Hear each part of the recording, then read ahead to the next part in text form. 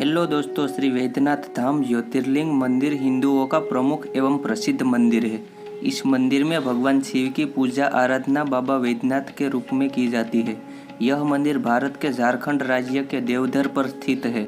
तो आज हम जानेंगे श्री वैद्यनाथ ज्योतिर्लिंग से जुड़ी एक पौराणिक कथा के बारे में। श्री शिव महापुराण के कोटि रुद्र संहिता में श्री वैद्यनाथ ज्योतिर्लिंग की कथा इस प्रकार लिखी गई है। राक्षस राज रावण अभिमानी तो था ही, वह अपने अहंकार को भी शीघ्र प्रकट करने वाला था। एक समय वह कैलाश पर्वत पर भक्तिभाव पूर्वक भगवान शिव की आराधना कर रहा था। बहुत दिनों तक आराधना करने पर भी जब भगवान शिव उस पर प्रसन्न नहीं हुए, तब वह पुनः दूसरी विधि से तप साधना करने लगी। उसने सिद्धि स्थल हिमालय पर्वत से दक्षिण की ओर सघन वृक्षों से भरे जंगल में पृथ्वी को खोदकर एक गड्ढा तैयार किया। राक्षस कुलभूषण उस रावण ने गड्ढे में अग्नि की स्थापना करके हवन प्रारंभ कर दिया। उसने भगवान शिव को भी वहीं अपने पास ही स्थापित किया था। तप के लिए उसने कठोर संयम नियम को धारण किया। वह गर्मी के दिनों में 5 अग्नियों के बीच में बैठकर पंचाग्नि सेवन कर रहा था, तो वर्षा काल में खुले मैदान में चबूतरे पर सोता था और सर्दियों के दिनों में गले के बराबर जल के भीतर खड़े होकर साधना करता था। इन 3 विधियों के द्वारा रावण की तपस्या चल रही थी।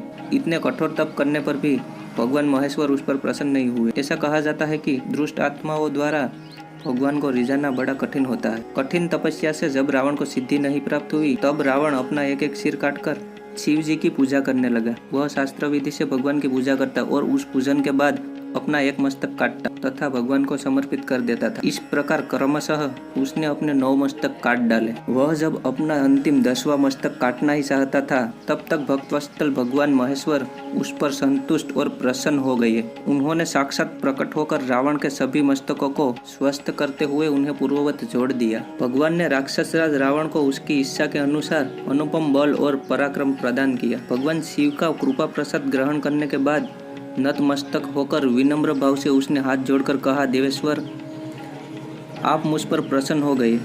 मैं आपकी शरण में आया और आपको लंका ले जाना चाहता हूँ। आप मेरा मनोरथ सिद्ध कीजिए। इस प्रकार रावण के कथन को सुनकर भगवान शंकर असमंजस की स्थिति में पड़ गए। उन्होंने उपस्थित धर्म संकट को टालने के लिए अनमन होकर कहा, राक्षस राज, तुम मेरे उत्तम लिंग को भक्तिभाव पूर्वक अपनी राजधानी में ले जाओ, किंतु यह ध्यान रखना, रास्ते में तुम इसे यदि पृथ्वी पर रखोगे तो वह वही अचल हो जाएगा। अब तुम्हारी जैसी इच्छा हो वैसा करो। भगवान शिव द्वारा ऐसा कहने पर बहुत अच्छा ऐसा कहता हुआ राक्षस राज रावण उस शिवलिंग को साथ लेकर अपनी राजधानी लंका की ओर चल दिया। भगवान शंकर की माया शक्ति के प्रभाव से उसे रास्ते में जाते हुए मूत्रोत्सर्ग की प्रबल इच्छा हुई।